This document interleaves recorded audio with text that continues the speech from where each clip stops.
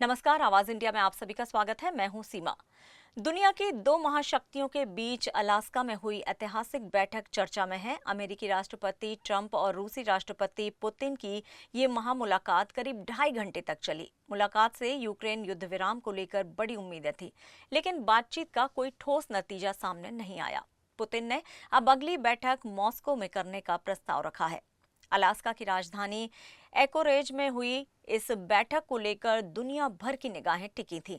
3 साल में जारी रूस यूक्रेन युद्ध के बीच इस वार्ता से शांति बहाल होने की उम्मीद जताई जा रही थी, लेकिन बंद कमरे में चली 2 घंटे 45 मिनट की इस बातचीत का निष्कर्ष वही रहा।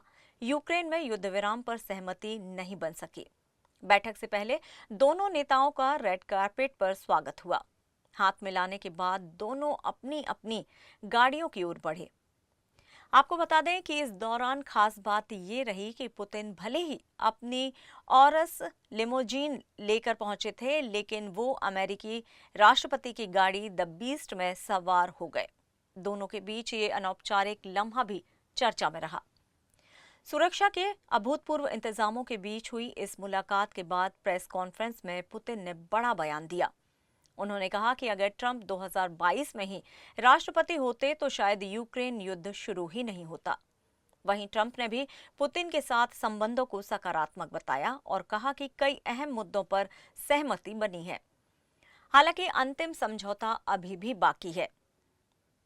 प्रेस कॉन्फ्रेंस में पुतिन ने प्रोटोकॉल तोड़ते हुए खुद सबसे पहले बोलना शुरू किया। उन्होंने अलास्का को रूस के इतिहास और साझा भूगोल से जोड़ते हुए कहा कि रूस और अमेरिका सिर्फ प्रतिद्वंदी नहीं बल्कि साझेदार भी हैं। इस बीच ट्रंप ने एक और चौंकाने वाला बयान दिया।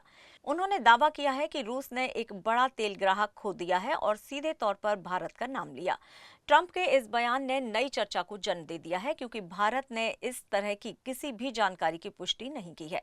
मुलाकात के अंत में पुतिन ने अगली बैठक मॉस्को में करने का प्रस्ताव रखा, पर इस पर ट्रंप ने कहा कि शायद ऐसा हो सकता है। हालांकि उन्हें इसके लिए आलोचना भी झेलनी पड़ेगी।